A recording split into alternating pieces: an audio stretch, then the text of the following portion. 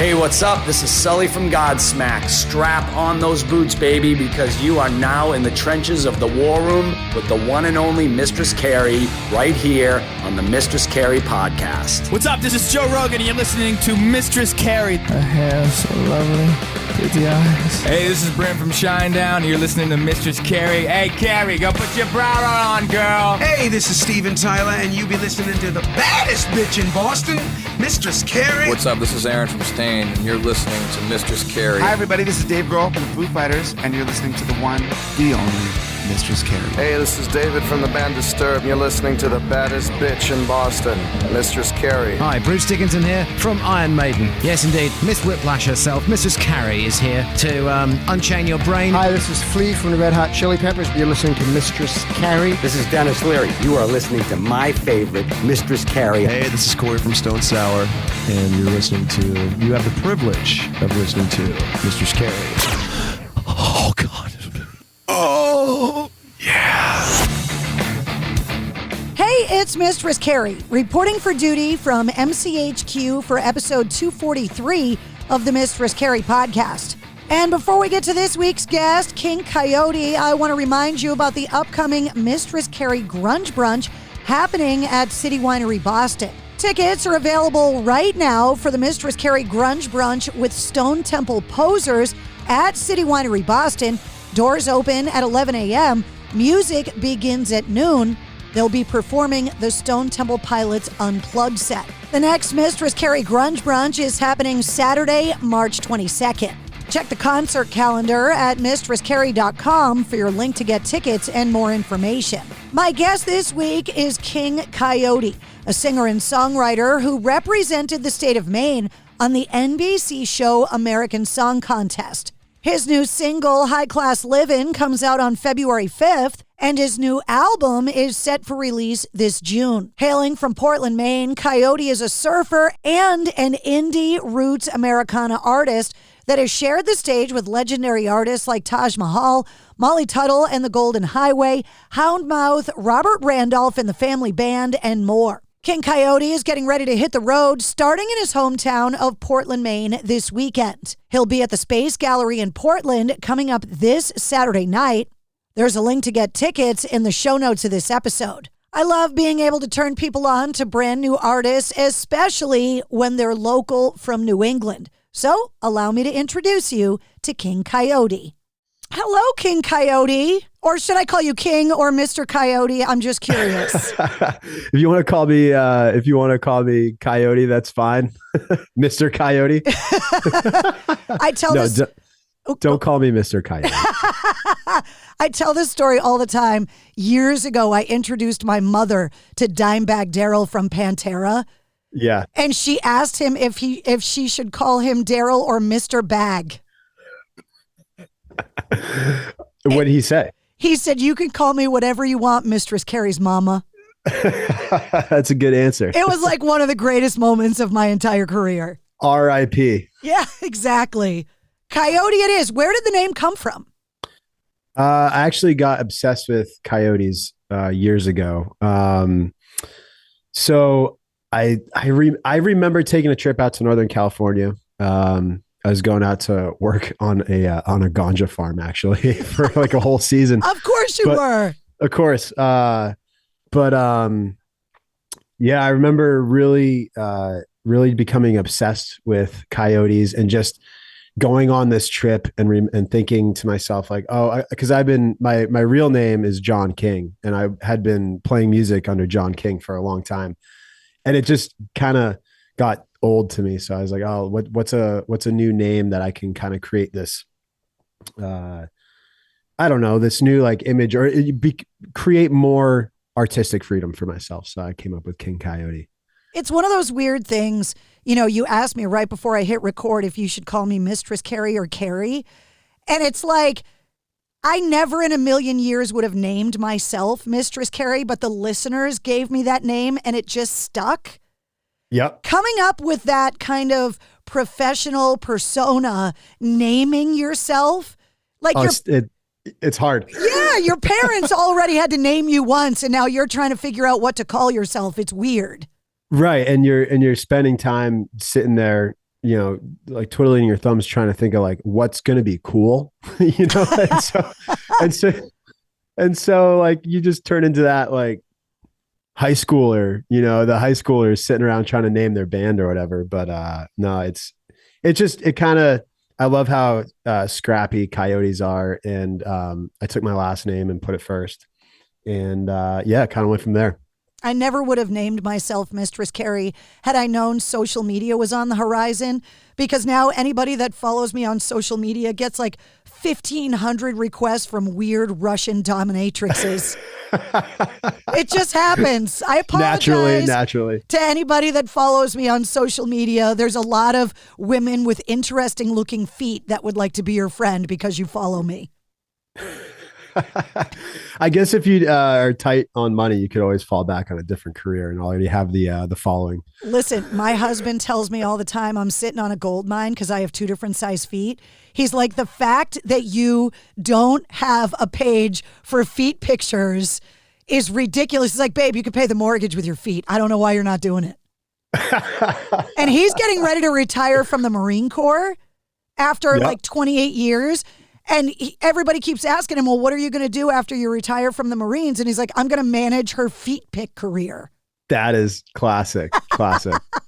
Shout out to your husband. Thank you for his service. I always am interested because I do a lot of these interviews when musicians are literally just dragging themselves out of bed. You're a tea guy, not a coffee guy. I'm a coffee guy. But I've been trying to cut back on my caffeine intake because I can't take it like I used to, like when I was in my 20s. And so I get way too jittery. So cheers. Cheers. Are you coffee? Oh, You're drinking coffee. Coffee all day. Yeah. I'm one of those people that just, I like to sip it all day. I'm not pounding mugs of it, but I like to sip it all day. I even have a little warmer on my desk in my studio that keeps my coffee at the perfect 164.2 degrees. That's incredible. It's the best thing ever. I love coffee, but I feel like whenever it's so strange. Whenever I do like an interview or podcast like this and I drink caffeine before, I get way too far ahead of myself. And then I forget to breathe when I'm on caffeine. And so I start talking, then I start choking on my words. So I went with tea just to keep it chill. I sometimes wonder if I would be conscious without caffeine. Like if I gave it up, would I be able to get out of bed? Yeah. Yeah. So not to change the subject, but no, it's still about coffee. But my favorite time to write is actually in the morning with a cup of coffee. Yeah. Yeah. 8, 9, 10, somewhere in there. And cup of coffee, and just that's like my golden hour for writing.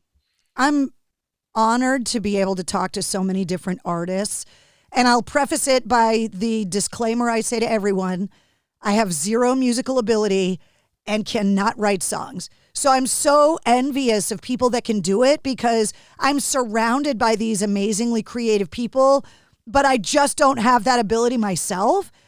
And I always, when I talk to songwriters, am fascinated by the different ways that people do it.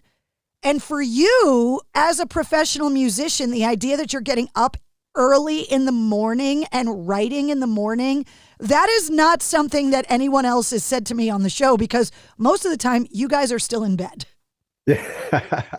So if I'm on the road and I'm playing back-to-back nights where it's late and everything, I'll try. My body is programmed to wake up no later than 7.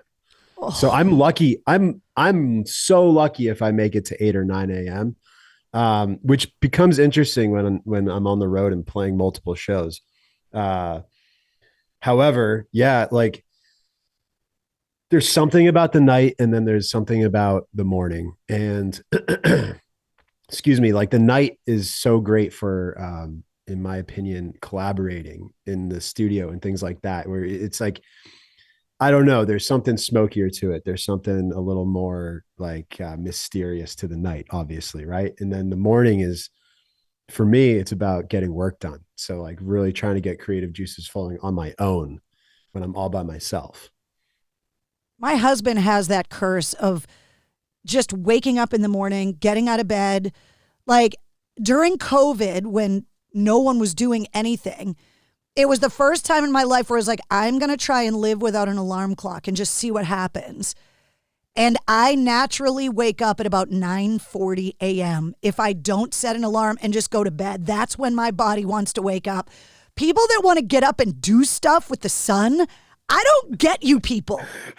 That is me. That is me. I Guilty. just don't get it. Yeah, it's hard to explain. Like I grew up from an early age, I would get up early because I grew up surfing in Maine, and I would go surf before school, go to a whole day of school, get out, go surf again, or go to, like in high school, really like had a band and all that stuff. So I'd go surf if there's waves, but then play music after school. But I've always been a morning person. My friends know me as a morning person. Like I said, it gets interesting though. It gets interesting when you're like guaranteed a late night. But yeah, no, I love mornings, but I also feel fortunate when I get to hit that 8 or 9 a.m. mark and wake up. The surfing. I need 8 hours though. Yeah. I don't know about you.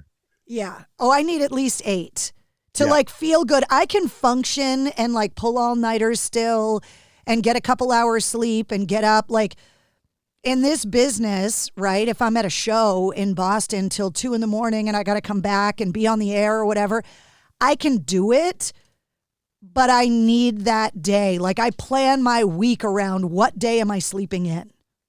Yep. Like what day am I getting rest? And I've had to learn to block that time off from myself. Like I definitely have given myself permission, especially in the last few years, having my own company, to go, you know what, this morning I'm blocking it off. I'm going to tell everybody I'm busy and I'm sleeping. Good for you. You have to do it because no one's going to let you sleep. Yeah. It sounds like you and your husband are like on opposite ends of the spectrum. But well, we don't live together yet. Oh no. Oh, okay. No, right. He's stationed in North Carolina because he's an active duty Marine. Sure. When he retires, we have to live together, and I don't know how that's going to work. You haven't experimented with it yet? You haven't tried it out at all? We've spent the most time in a shot together is like 2.5 weeks. We've been together over 8 years, and that's the most time we've spent together consecutively. So we joke, we're like, we hope our marriage can handle it. I don't know. That's incredible. We're going to find out. Yeah. Good luck. The surfing community is a very kind of close-knit community, right? I'm a skydiver, and it's kind of the same thing, that when you have a love for something like that, you can go all around the world and you find your tribe, your people. I am not a surfer, 2 different size feet, no balance. I would imagine that surfers around the world think surfers in Maine are insane because of the cold water. I think that non-surfers probably think that Maine surfers are insane. And then also beginner surfers who aren't really like cued in on the worldwide community of surfing, they might think Maine surfers are crazy too. But if you surf and you've dedicated a lot of time to it, and you actually go out and do it, you're not just, you just don't say you're doing it. Like, they would get it, like it's like, I don't know. I still don't know how to really explain it all. Like basically it is the best feeling in the world.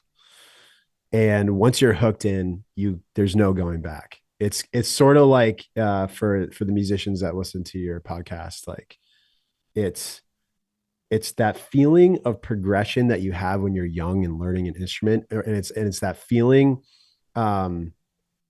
that you get when you lock in, like the first time you're ever in a band, and the first time that band or that group of musicians like actually kind of gets it and it clicks and it sounds good and it sounds good. Whenever that happens, it's sort of the same. It's the same feeling. It's that same feeling of progression and drive and adrenaline too. The ocean definitely gives me something that nothing else can. For people that don't know who you are, you are a singer and a songwriter, but you're from Portland, Maine. Being on the radio in Portland at the Bone, when I heard about you, I was like, wow, this is really interesting, trying to support local musicians. But I will preface this by saying, and I want to hear how you describe yourself, I am not an early adapter to country music. Mm-hmm. So how do you describe your music? Indie roots rock and roll music with a hint of Americana singer songwriter. I'm not a country artist. Never have been, never will be. I might put out a country song, but like not top 40 country style. That's not my stuff. I love a pedal steel guitar, and I'm not afraid to throw it in music, but I grew up with a very eclectic influences on my music. Everything from early blues like Son House, Muddy Waters, Howlin' Wolf, to all the classic rock that those early American blues men and women influenced. So you have your Rolling Stones and all that stuff, but like also like I grew up, obsessing over Bob Marley, obsessing over Marvin Gaye, obsessing over Motown. So I'm kind of losing my train of thought, but as far as like categorizing my music, yeah, roots rock, indie roots rock and roll. And I don't think want to put out an album or be, constrained to a box where it's like, it's this every single song and it has to be this. I really, really love, Zeppelin 3 because it kicks off with Immigrant Song, and a couple songs down the line, you find yourself listening to Tangerine, and Tangerine's almost like this, like singer songwriter of country inspired, beautiful sunset, sinking over the highway kind of vibe song.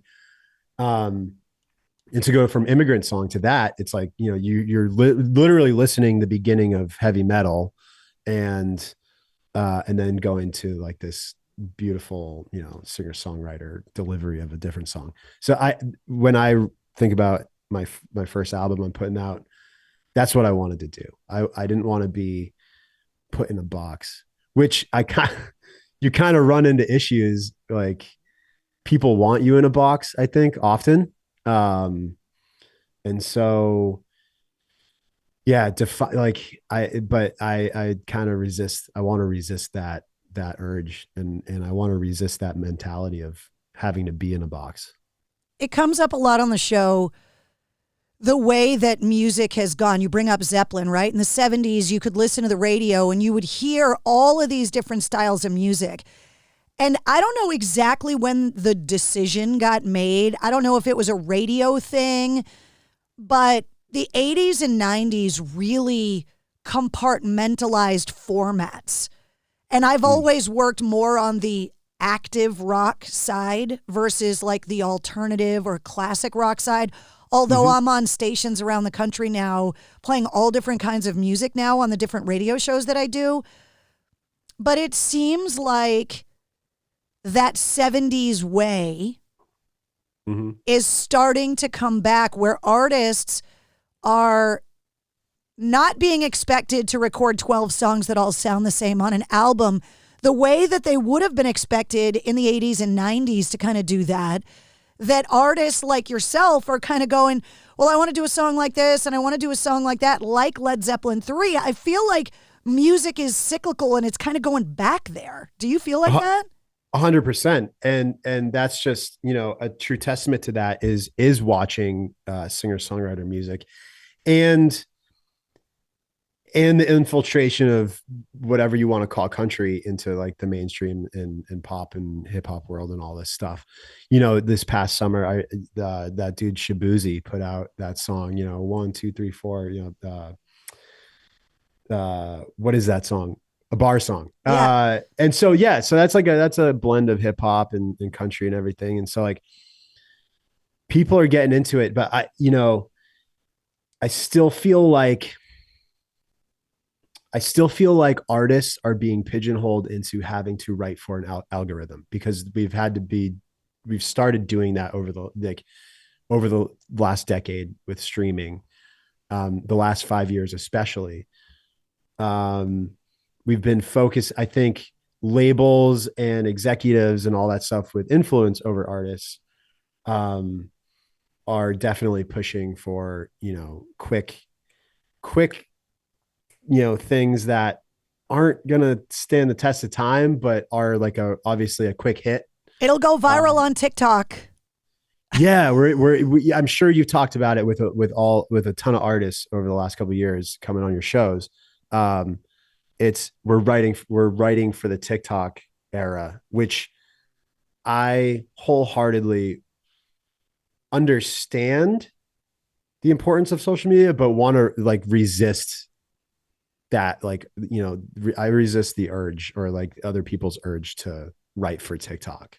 Well, there are two genres, in my opinion, that once you earn a fan base and earn your fans' loyalty, you have it forever. And those are rock and roll and country, I think, more so than any other genre. And those two genres, they're not impressed by the 15-second TikTok hook when they spend $25 to come and see you. Yep. You have to pull things off live to earn that loyalty from those fans. And so if you're just writing for the TikTok algorithm, you're not going to be good live. That 100%. I just saw this interview with Jelly Roll, this like quick, piece of social media the other day. And he was talking about how these artists are blowing up on TikTok and want all that good feeling stuff that comes with that fame, that fortune, whatever. And they jump the gun, they go from not ever playing a show to playing for 3,000 people because they can, and because somebody told them that they can, and somebody sees an opportunity to make a crap load of money and tells them, all right, I can book you at this like theater or whatever that seats 3,000. All of a sudden they're falling on their face in front of 3,000 people and everybody dumps them. Whereas if you went out and toured, for a year after achieving that moment of blowing up on TikTok, and you played 100 cap venues and you got used to being on stage, there's a huge difference, and you build yourself up over the next year. A year is not long. It is and it isn't, It is on TikTok. It's an eternity. Oh, it's light years. On TikTok, it's light years. Yeah. But when you're talking about creating and honing a craft and being able to not only record good music, but deliver a great performance on stage, a year doesn't feel like enough. And so that therein lies, like, I think the change in the industry over the decades, which is labels would find somebody they liked and stick with them and build them up. And these days it's so quick and things just don't last like they used to. But like I said, I kind of got that last thing I just said about TikTok and achieving stardom too quick. I kind of stole from Jelly Roll. Well, if you're going to steal from somebody, he's a good guy to steal from right now. Yeah. He's hot. He's having his moment. And this was the first rock show that he ever did. Oh, no kidding. Yeah. So we go back a ways. When did you talk to him? Years ago. Wow. Yeah. When they were trying to break him at rock, and people looked at his career and were like, he's not a rock guy. Yeah. And so the label reached out to me and said, hey, do you want to talk to this guy? And I was like, yeah, sure, why not? And we hit it off. And watching what he's been able to do, because like you're talking about, he was a road dog living in a van, playing in front of 15 people. So now when you go and see him live, he can back up the TikTok fame. He can back up the YouTube views and all of that, because he's been out making all the mistakes on stage years ago when nobody remembers seeing it. Yep. 100%. He's as legit gets, doing his own thing. And then you look at somebody like Noah Khan, he put years of being a singer-songwriter in before he blew up on TikTok. And when you do, and you have all those ducks in a row, man, that's the real ticket. That's when you can go sell out Fenway in Boston. That was so crazy to see him on stage at Fenway, because as someone that grows up in New England, you grew up in Maine, I grew up in Mass, that has got to be such a crazy thing. I've talked to the Extreme guys about it. I've talked to the Aerosmith guys about it. First of all, none of us ever imagined that they would ever allow concerts at Fenway. Let's be real. Right. Yeah. No, I never thought that anybody would be allowed to step foot on that field, other than players. Exactly. And so to go out there and get on that stage and to look out and see the famous Fenway Park for a New Englander, that has just got to be such a trip. That's the grail, right? I mean, and obviously for an indoor show playing the Garden, but Fenway's got to be that's the grail for New England, really. I can't think of a more epic, legendary place to perform. I got to interview the Foo Fighters before Taylor Hawkins died. And they were like, okay, we're going to take you into the dressing room. And I was like, oh, okay. I've never been into the guts of Fenway, right? So I walk into the Foo Fighters dressing room. This is when Dave Grohl had the broken leg. So he had like the scooter, right? And I realized in that moment that I was in the Red Sox dressing room. Like I was in their locker room. Yep. And I walked in and it looked like I was fanning out on the Foo Fighters. And I had to apologize to Dave Grohl because I was like, I've met you before. Do you have any idea where I'm standing right now? Do you know what this means for someone from Massachusetts to be allowed in the locker room of the Red Sox at Fenway? Like, the fact that you're here is second. Sorry, Dave. Sorry, Dave. Sorry, guys. Like, this is such a great story. insane. That's such a great story. Yeah. No, that's incredible. Yeah. Sorry, boys, but I'm just going to take a moment to soak this and in. They were really gracious about it, because I think that kind of happens with all of those venues, right? When you get to that level, every night you're playing an iconic venue, especially those sports stadiums and stuff where you see the history. But Fenway, it's like its own. Everybody knows about Fenway. You don't have to be from New England to know about Fenway. No. Yeah, absolutely not. If you're a fan of baseball, even if you hate the Red Sox, you still love Fenway. And you still want to come to Boston and see a game there just because it's like a bucket list thing. 100%. Yeah. I feel like when you achieve that level of stardom, like that the Foo Fighters have, it's like, then the athletes that play in that state, they'll show up to your show. Yeah. So you must get kind of not necessarily jaded. I know all those guys really love it and appreciate it for everything that it is. But it's crazy to think that would be the norm. You go on tour and you're in the locker rooms and people swing through, and that's are the circus that comes to town every night. It's that's a dream, right? That's the movie Almost Famous. It's like that hook that keeps musicians kind of getting better at their instrument, honing their craft, like that drive. It's the dream. One of the things I wanted to talk to you about, you bring up Noah Khan. Obviously, when people think of New England, and I'm from the suburbs of Boston, but when people ask me where I'm from, I just say Boston because it's easier. Yeah. So what burb are you from? Leominster, like 45 minutes outside. Oh, yeah, no kidding. Yeah. The birthplace of Johnny Appleseed in the pioneer plastic city that is Leominster, Massachusetts. So I'm born and raised in York, Maine, which is like during the summer, it's Massachusetts North. Right, exactly. All of my mom's friends have condos in York. That's where they all hang out. Half of York is Leominster. You're welcome. Yeah. You could tell all the people from Leominster and York, Maine, because they have the pink lawn flamingos out in front of their houses, because those pink lawn flamingos were made in the plastic factories in Leominster back in the 50s. That's what we're known for. Yeah, that's right. Plastic production. That was Leominster was at the epicenter. That's why so you can tell people from Leominster because they have pink flamingos out in front of the house. That's how we mark ourselves. That's incredible. I'll never forget that. Yeah. They're called Featherstone flamingos, and when they were all the rage in the 50s, they were all made in Leominster. It's kind of like what put Leominster on the map. So that's incredible. Yeah. And like Amesbury is like the carriage town. They used to build horse carriages. Yes. Yeah.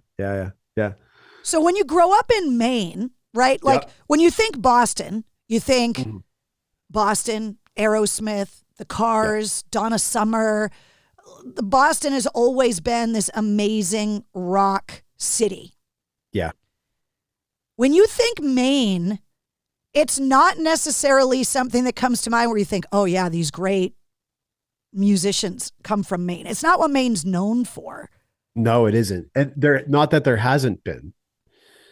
It's just not like, yeah, right. Boston, Aerosmith. That and Aerosmith is at Extreme, the apex. Godsmack, right. Stained, like the list goes on. Yeah. Yeah, Maine is Maine has such a tight-knit group of musicians, at least right now. And like you look at like it's like people that aren't even from Maine like kind of get adopted by Maine, like Ray LaMontagne, people used to, like he spent time in Maine, and bands like the Rustic Overtones from Portland. I mean, they were huge, like so huge, and still are. I mean, they can go sell at the State Theater still. But yeah, it's sort of like it's mostly just trees and open space and coastline, and if people are too spread out, I think there is something about a city, more urban environments that like kind of draw musicians in and things like that. But well, Portland's a great town though. Like I had always spent time in Portland, but when I got on the radio at the Bone, I've spent way more time in Portland in the last couple years than I have in my whole life. Portland is awesome. It's beautiful. Tim Montana played in Portland at the Cross Insurance Arena with Stained last year, and he had a day off. And he and I have become friends because of the show. And he had the day off before the show. And I was like, look, I'm going to interview you, and I want to hear all about your day off in Maine. And his wife was with him, and he was going off about the scenery. He goes, we want to buy a house here. The dude's from Montana, one of the most beautiful places on planet Earth. Right. And he was like, Maine is unbelievable. He was rattling off all the places he ate, all the things that he ate, the things that he was doing, walking around. He goes, Portland, Maine is awesome. I saw Gary Clark Jr. play this past year, and he was saying the same thing. He was in town for a couple of days, like with nothing but time to kill and rehearsing, and he was playing the Merrill Auditorium, and people were talking. I didn't get to meet him or anything, but people are talking about like him just like showing up at Gritty's like downtown and just sitting on it in the afternoon, just sitting at Gritty's, and like during his show, he like had a moment and he stopped. He's like, man, I've been looking at real estate in Maine. So it's exactly what Tim Montana said. He goes, me and my wife were sitting there at lunch looking on Zillow. Yeah. I don't know if they're, serious about actually getting anything, but the sentiment was there, it's like, it is a beautiful place. It's so inspiring. The outdoors, like I write really cinematically. So I think about the story, whether it's my real life personal experience or somebody else's, or I'm trying to make something up for a song, like something that always bubbles to the surface is nature and my relationship to it, and how I and we as people and humans interact with it. And So Maine's just like this incredible, inspiring place. Like I've come to the realization that places like your Nashvilles and LA's and New York's and everything, it is absolutely necessary and mandatory to utilize those places. But I don't know. I mean, maybe I'm naive or just a stick in the mud, but I really am committed to being an artist that lives in Maine and is able to like go out and do these other things in these other places. Because it's such an incredible place to live and offers so much. I mean, there's like, there's no, I don't want to hype it up too much, but the cat's out of the bag. The secret's out. It's like, there's like not much traffic. The air is clean. You have the ocean. The food's incredible. And it's a really inspiring place to live. Taylor Momsen from The Pretty Reckless has got a house in the woods, and that's where The Pretty Reckless writes all their records. She loves it. Oh, 100%. Yeah. I have friends that have recorded their last two albums. Yeah. Right. It kind of makes sense when you stop and think about it. I think that, like I'm saying, like it's necessary to go to places like Nashville and all these in LA and New York, and Austin, Texas and stuff. But the quality of life up where we're at is just, it is special. It is special. When you tour and people ask where you're from, do you tell them you're from Boston? Because does anyone even know where Maine is half the time? Because they definitely don't know where Leominster is. Yeah. People, I think Portland, Maine has been put on the map a little more over the years. Touring, yeah, I tell people I'm from Maine. If I'm like on a trip abroad, like touring, playing music in a different country or something like that, or even if I'm on vacation or something like that, I do say, Boston, and I'm north of Boston. So I do have to say Boston because people don't know Maine, outside the US really. But then they get there and they go, oh, can I buy a house here? A lot of people are saying that right now. I want to talk to you about the TV show because you ended up on NBC's like American Songwriter Contest, and being a guy from Maine, how did that even happen? So I went out and did The Voice years ago, but I never aired. Did the whole performance and everything, chair turns and all that. I didn't get any chair turns then, but so I was already in their system, all those producers and everything. And they got in touch with one of my producers at the studio I record at. And they actually reached out to me. And after that, and so basically, they hit me up, asked me if I was interested. And I had kind of like sworn off Hollywood TV and all that BS. But they called me and go, hey, I'm like, hey. And they're like, do you want to play an original song, put it out on Atlantic Records and keep all your publishing and put the song out and play live on national primetime television? I'm like, all right, you got me. That brought me out there. Just the fact that it was my own original music.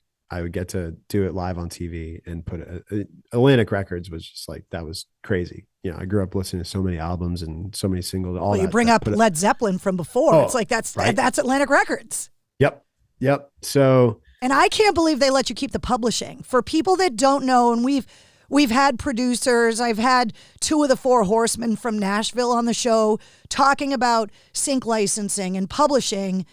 The fact that they're not saying, you can come on our show, but we want a piece of your song. Yeah. The fact that they do control the master currently, like Atlantic, and which, in hindsight, I don't think I would have done anything different. Aside from the weirdness that Hollywood and TV is and everything, it was a really great experience. And it was a really it was like, you can say it's great for my resume or whatever. But just from a musician and performer standpoint, it was an experience that you can't get anywhere else. going live on national primetime television. It's almost like I had to like block it out of my mind. Is like the actual performance that the final night of performing, like blacked out. Like I barely, like I kind of like don't even remember the performance in a way. There's there's video recordings of it and everything, but yeah, I had a blast and I wouldn't have done it different. I think that the show itself was exactly what I expected it to be. And a lot of the pop people and some of the country people and stuff, like they were like basically lip syncing, but which is interesting because when you hear me sing and perform on that show, that was 100% me. And some people were, dancing around and just kind of putting on a show. Which, listen, I'm not knocking their talent. They're amazing. But when it's all said and done, if you're going to do like an actual competition show, I want to hear people, that actually got it and doing it live. That's just my opinion. It's really interesting, the different experiences when you get into that Hollywood kind of competition show, because I've spent a lot of time on the show talking to Chris Daughtry and Lilith Czar, both kind of getting injected into that mechanism. And for Chris Daughtry, it almost killed his career, and he's had to completely rebrand himself. Sure. And take control back of his own career, because it was like the Johnny Bravo, they wanted him to fit the suit kind of thing. Yeah. If you get that reference, you're old, by the way. But like, on one hand, and this had to have been the yin and yang that you were weighing out to do it, is the opportunity versus the giving up of certain freedoms and kind of injecting yourself into this machine. Yeah. And is the juice worth the squeeze? 100%. And it was like basically what it was. The format of the show was the producers of The Voice teamed up with like basically the founders of Eurovision, and they were like, let's do a show in America where each state, one artist or one group or one band, whatever, represent each state, instead of over in the EU, it's country. But and when it's all said and done, like that's a cool idea. I'm actually down for that idea. I think that, like, again, Tina Turner, James Brown, they were dancing and singing and they were doing it. So like, look, when Tina Turner was a machine. James Brown was a machine. So maybe it's not fair, but I think it is. I look at shows and I go, okay, I think that should be the bar, like not that people can live up to it or whatever, but I think that if you're going to have a talent show where you have singer-songwriters and you have pop stars or pop artists and you have rock and rollers and all that stuff, I think that there's an importance of actually doing it. And I understand a live show and the complications of a live show and like what that entails, and you have to be so quick and with the turnaround and the performers and all that.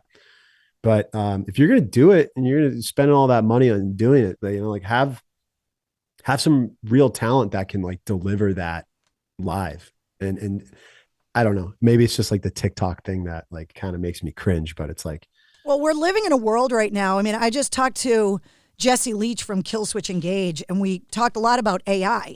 Like, we're living in a world where so much of what we see and hear, we don't know if it's real or not.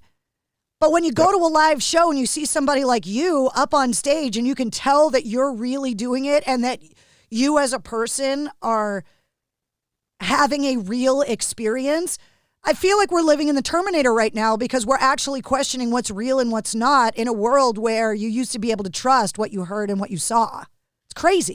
100%. And it's like some nights I'm not going to sound as good as I did the other night. And then some future nights I'm going to sound better than I did tonight. So I think that people want or expect this perfect glossed over AI version of things these days, because that is what we're bombarded with constantly every day on our phones. And I think that if you take anything away from this conversation, it's like, take a second to appreciate the rawness and the realness of somebody sucking. It's like I always kind of look at comedy, and I am blown away by those guys and girls because I love stand-up comedy. It's so amazing. Yes, they go out and cut their teeth and perfect their jokes live in front of people, whereas musicians kind of like bands and artists, we go in the back room for a few months and get everything perfect, and then we go out on stage and deliver it the best we can. Whereas comedians are out there weekly testing jokes out and that seeing what special works. Is a year and a half of hard work in front of actual people making mistakes, and then they just get it right that one night for the special. Right. Maybe they get two goes at. They do an early show and a late show, right. And then they blend the two. But like, yeah, I think go out and listen to live music, and if I guess you kind of either get it or you don't. But appreciate the people. Like appreciate people that they're not maybe like crushing it as well as they can, but they're still out there like absolutely murdering it. There's something to be said for these artists that are going out and even on a stadium level, like you look at like Zach Bryan and or like Casey Musgraves, two artists that come to mind. It's like they're going out and just like they're road dogging it, but to full stadiums. So it's a crazy undertaking. And I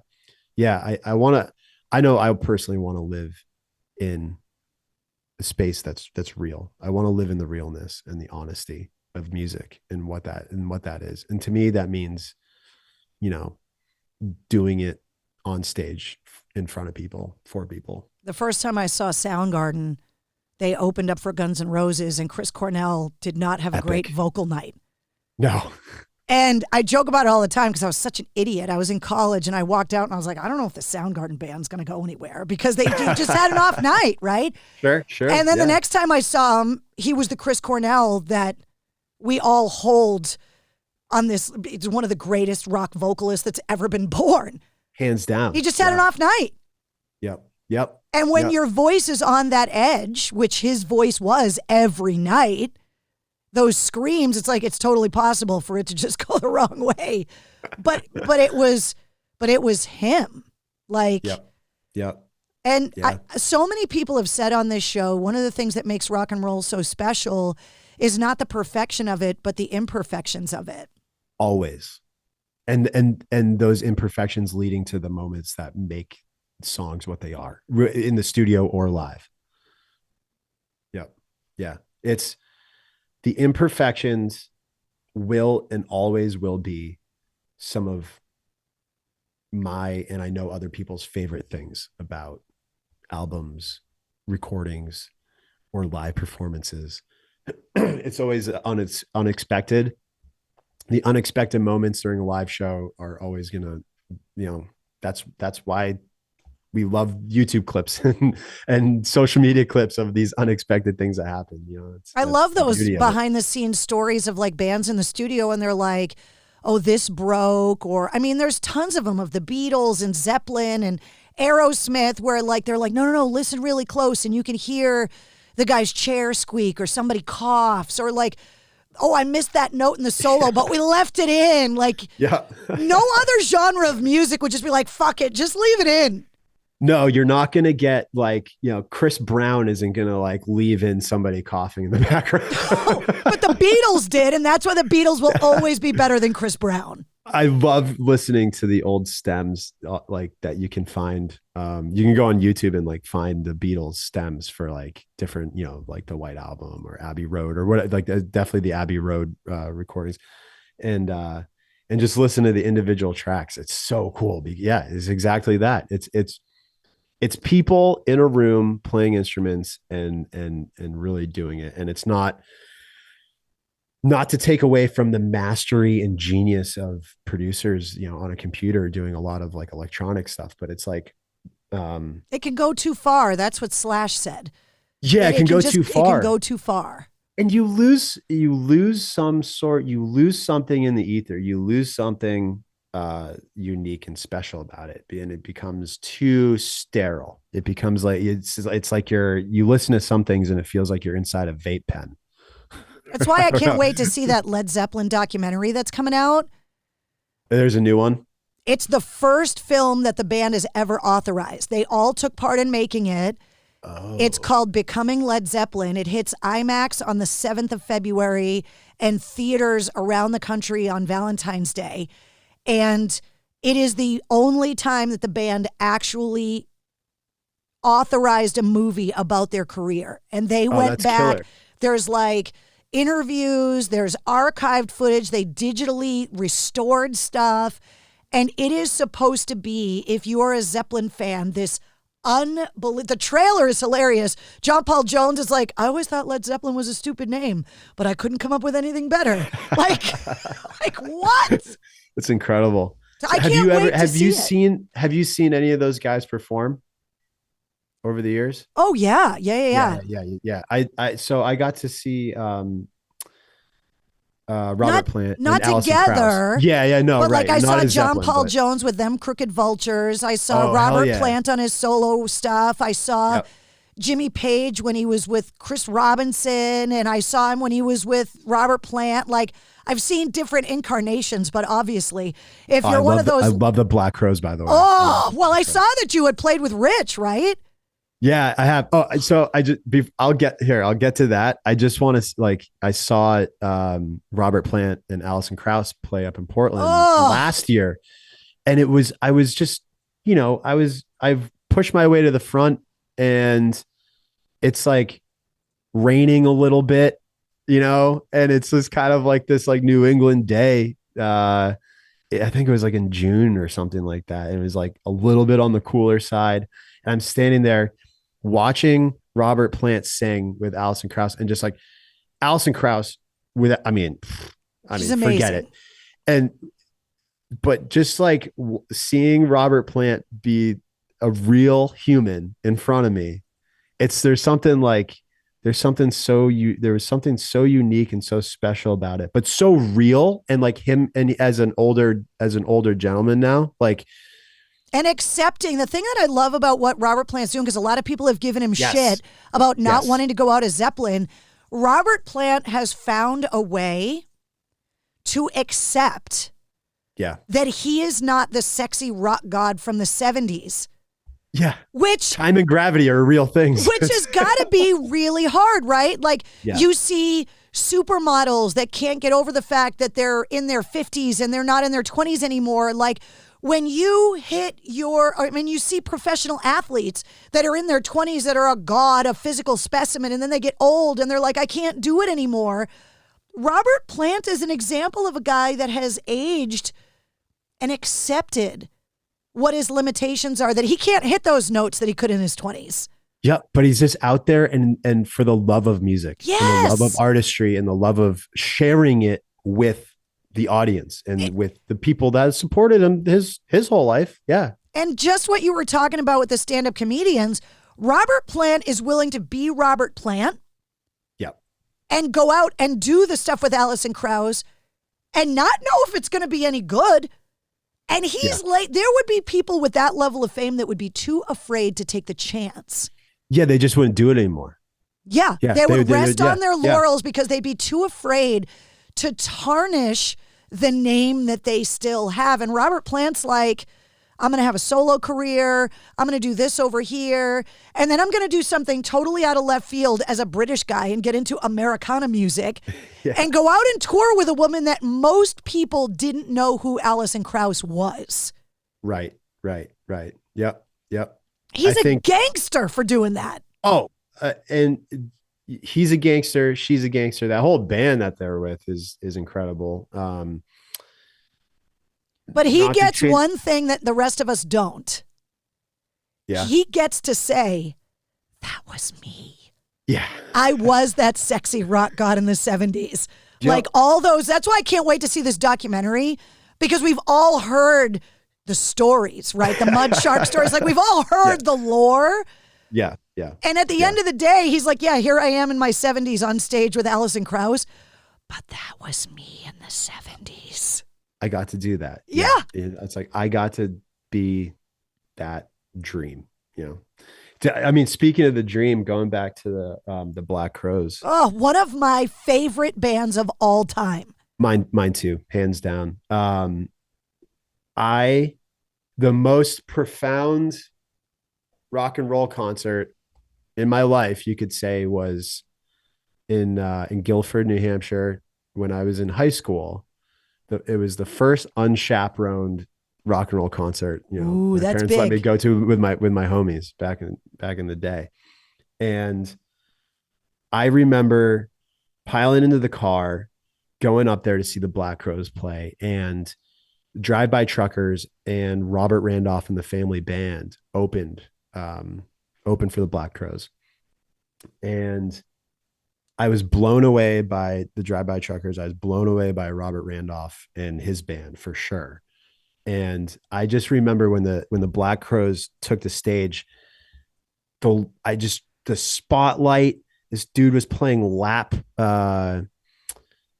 It wasn't Rich. It was the other guitar player, but he was playing lap slide. Was it Johnny lap Colt? steel. Yeah. And they were all ripping cigarettes on stage, and it made me, I was like, damn, I don't care. Dare is not working right now because I want to smoke cigarettes and play rock and roll music. What year was this show? This was not to date myself, but I graduated high school in 2006. So this was 2004, 2005. Oh, so this wasn't even at their height in the early 90s. No, this is after. And like through a lot of stuff that they, you know, the brothers like went through and everything. Oh, they've been through it. They have. And so I just I remember this show, and just it was like a psychedelic experience, really. It was like this crazy moment. Here they actually opened with Don't Do It by the band, which is this, you know, like one of my all-time favorite songs from the band. And the craziest part is this whole rock concert, the first unchaperoned rock concert I ever got to go to with all my friends. It came full circle for me. And I've actually gotten to open for Robert Randolph and the Family Band. And I've gotten to perform opening for Rich Robinson in one of his projects. So this one rock concert that I went to, that in a way you could say changed the course of my life. I've gotten to open for two of the three bands that played that show. And I never met Rich actually when I opened for him, but I did met Robert Randolph and his manager, and I met Rich's manager, and I told them this story, and they got a real kick out of it because it was like this full circle moment in my life. Rich Robinson seems like, I mean, you talked about Gary Clark Jr. earlier. Rich Robinson seems the same way, that like he's supposed to play guitar. Yeah. Like it's supposed to be in his hands. When you watch Gary Clark Jr. play guitar, you know he is doing exactly what he was born to do. That dude's not a plumber, and no disrespect to plumbers, but like the guitar looks like it's part of his body. Yeah, 100%. 100%. It just it oozes out of them, right? It's like, yeah.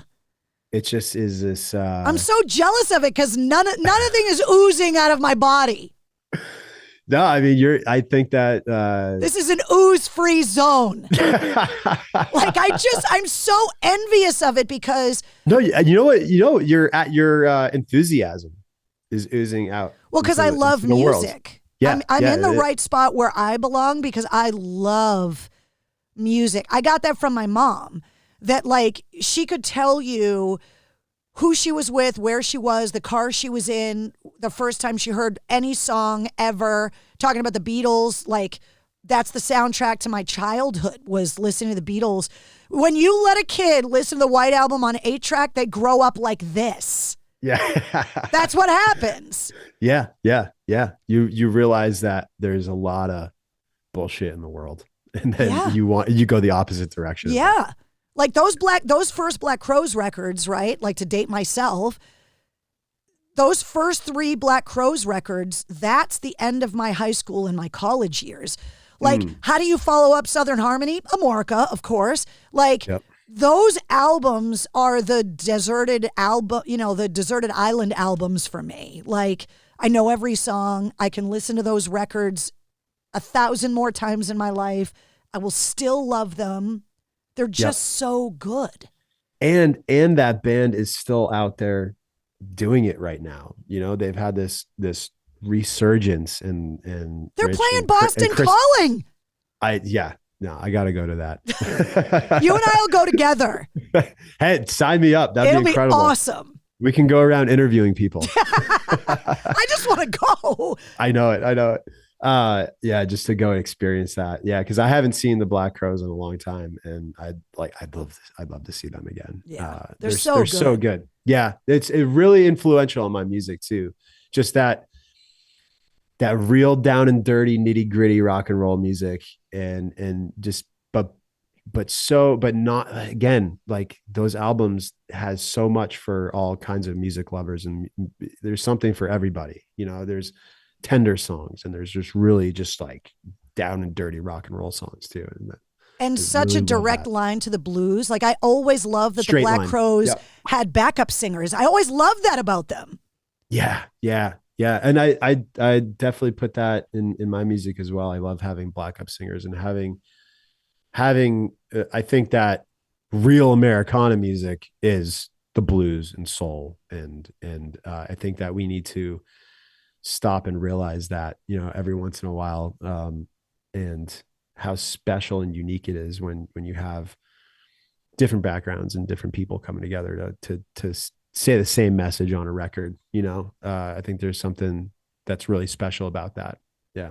Well, one of the things I loved about launching the podcast was being able to keep people in touch with the bands that they grew up loving. All of the bands that were young bands when I started my career and now are the ones headlining stadiums, but also to be able to introduce the artists to new artists, to be able to introduce the audience to these new up and coming artists, because unfortunately, in a lot of ways, while more outlets for artists have come up, i.e. TikTok, a lot of the more traditional ways, it's harder for artists like you to get on the radio and whatever. It's just a lot more difficult. So I want to give people the opportunity to kind of find out when your record's coming out, and then you've got a bunch of shows coming up around New England that people can come and see you.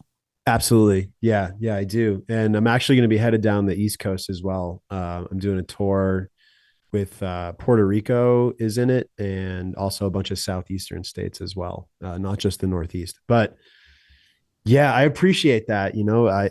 For artists at my level, where we're just really out there still building a community, podcasts like this are essential. So I thank you for having this platform. Don't worry, people will hear this on the bone too. Oh yeah. 100%. So yeah, February 5th is my next single drop. And it's a song called High Class Living. And I actually started out writing this song with the idea of writing a song that was like my will and like kind of instructional.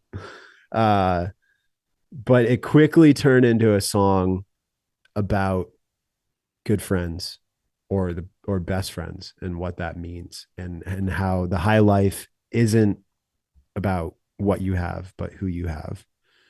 And that's an age-old sentiment, but I think it needs to be repeated, especially these days.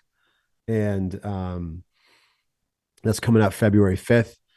And it's coming off this conversation about the Black Crowes and all that good stuff. It's honestly, it's in that vein. It's got something new and fresh to it, but it's harking back to real nitty gritty roots rock and roll music. And I'm really excited to put that out. And then there's going to be a few more releases headed towards the summer.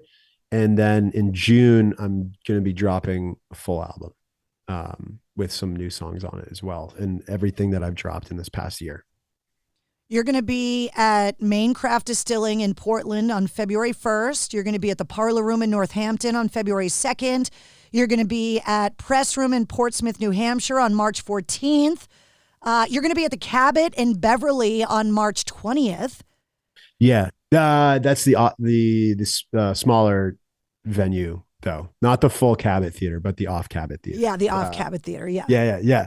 So the tour kicks off February 1st in Portland, Maine at Maine Craft Distilling.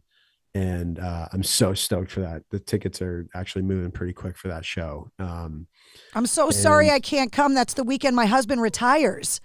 Well, congratulations to him. So I will be very drunk in North Carolina that weekend. I apologize. Amazing. Getting some a little warmer weather, hopefully, than up here February 1st. But yeah, I'm stoked for this run of shows. And there's going to be more shows announced soon. Just working on finalizing some dates along the East Coast. So we're going to be looking at North Carolina and Virginia and Tennessee and stuff. So there's a ton of stuff. Come out to a show, please, if you're listening to this, and support some roots rock and roll, some real stuff. I'll put all the links to find you online, the tour dates, your social media accounts. They'll all be linked in the show notes of this podcast to make it easy for people to find. I got to ask you a couple questions that I ask everybody that comes on the show. All right. First, the songwriting question. Okay. As a songwriter, can you give me an example of a song that you think is so perfectly crafted by any artist of any genre that you wish you wrote it? Oh, boy. It's the same reaction I get from every songwriter. They're like, oh, there's too many. All right. A lot of people would expect me to come up with like a singer-songwriter or like, I don't know, something more in my vein, my genre that I perform. But off the top of my head, because I was talking with somebody recently about this song, I'm going to say this song, Toto, Rosanna. Oh, did you hear that story about Rob Lowe saying he recorded a demo back in the 80s high on cocaine with Toto? No. This story, Rob Lowe? Yes, this story just came on the news. I'm like, wait, the 80s were so amazing. Yeah. Oh my God. I mean, I could pick, like, there's an endless number of songs. You may be the first artist that brought up Toto. Really? Yeah. When it comes to the songwriting question, I'm here for it. Toto's Maybe it's because amazing. yacht rock is having a resurgence in a moment. There's a new documentary about it or whatever. So it's just in my brain. But I refuse to apologize for loving every single one of those bands. Oh, never doesn't apologize. love Michael McDonald or Christopher Cross? Like, so good. Those Hall & songs Oates, are like, come epic. on. They're so good. Yep. 100%. So what is it about Rosanna? You got to break it down for me. Just from a musician standpoint, it's like a clinic on how to write different instrument parts and have it all go together and things doing different things that work with each other. The harmonies in that are sick. I mean, it's just like, yeah, it's so good. It's a fun song. It's kind of like the idea of like a bunch of musicians just getting together and being like, all right, screw it. Let's just like not write what we like. I don't know. Like, let's not write something for other people. Let's just write something for ourselves. Yeah. And when you say a bunch of musicians, the parts of Toto are insane. It's like every position being Tom Brady. Like, and then you put them together and it's just ludicrous. It's ludicrous. It's so ludicrous. Yeah. I don't know why I came up with that one, but I'm sticking by it. I'm sticking with my guns. And I got to ask you the geezer question. That's what we call it. So Geezer Butler from Black Sabbath came on the show a while back, and he told me that he had 13 cats and 5 dogs because he's a big animal rights activist. And when I asked him how he kept track of, like, where do you come up with names for 13 cats and 5 dogs? Geezer Butler from Black Sabbath told me that he names all his animals after gangster rappers. It's one of the greatest moments of my entire career. After I picked myself up off the floor from laughing, I asked him to rattle the names off, and he did. Chingy, Snoop, like he just went off, and he knows more about gangster rap than anyone I know. Yeah, that's incredible. So I always ask artists now about their pets and where they come up with the names because of Geezer. So this is not my ridiculous question. This is because of Geezer. All right. At the moment, I have one cat, and her name is Lucy, and she was given the name Lucy before I ever met her. So you inherited Lucy. I inherited Lucy. Yep. I'm a cat dad now. I never was into cats as a kid or a young adult, like growing up. I was always a dog person, but lo and behold, I'm a cat dad now, and I'm obsessed with cats. My whole algorithm is just cats now. It's ridiculous. Mine is just pug videos because I have pugs. Can you hear them snoring? They're right there. What? Oh yeah, there's yeah. There they are, right there. Oh my God. That's Wednesday and Friday. Yeah, they're with me everywhere. Sometimes they snort so freaking loud, I have to yell at them because the microphones pick it up. That's so funny. That's classic pugs. There's a lot of rock guys that are cat dads now. I never expected so many guys to have cats, but they do. Yeah, I guess you can like leave the house for a couple days and they can take care of themselves. They're good for the rock lifestyle, I guess. Yeah. A cat won't want to go in a van or a bus with you. A dog would. A dog could go on the road, but cats, they like their space and they like their area and they don't want things to change. At least that's the experience I've had with cats. See, that's why I asked the Geezer question, because you just never know what you're going to get for an answer. Yeah. When I get a farmhouse, I'll just have like a ton of animals. Yeah, not just one cat. The irony with that is that then you're going to have to protect them from coyotes. This is true. I'll have to create a way where the coyotes can just befriend. You know how the coyotes befriend other dogs and trick them into doing things, and it's like, all right, the dogs let their guard down, so then they get into the chicken coop and they run off the chicken. I have to find a way for the coyotes to just be friends with the rest of the animals. You have to be humane about it because it would be really bad press for you if not. Yeah, oh man, I have to find a new artist name. Well, thank you so much for hanging out with me. It was so great to get to know you today. Thank you so much, Carrie, for having me on. This has been a really cool hang, and I appreciate you having me on, taking the time to help promote my music and spread the word, There he is, King Kyote. His new single, High Class Livin', comes out February 5th, and his new album comes out this June. He's hitting the road starting this Saturday, February 1st, in his hometown of Portland, Maine, at the Space Gallery. He'll also be in Northampton, Mass. at the Parlor Room on Sunday, February 2nd, at the Press Room in Portsmouth, New Hampshire on March 14th, and at the Cabot in Beverly, Mass. on March 20th. You can check out his music on this episode's corresponding playlist. I make a playlist for every full-length episode of the Mistress Carrie podcast that features all of my guest music and all the artists and songs that we referenced in the interview. Also in the show notes, you'll find all of King Kyote's links and all the Mistress Carrie links. If you liked what you heard, don't forget to like, follow, share, and subscribe to the Mistress Carrie podcast. New full-length episodes come out every Wednesday. Plus, every weekday, you get the Sit Rep. The Situation Report gives you all of your rock news, music headlines, and entertainment updates in about 5 minutes. And you never know when we're going to release a bonus episode. Join me live every Tuesday night at 8:30 Eastern for my weekly streaming video show, Cocktails in the War Room. And of course, you can always hear me on the radio. Get the details on all of that and more at MistressCarrie.com. The Mistress Carrie Podcast, a proud member of the Pantheon Podcast Network.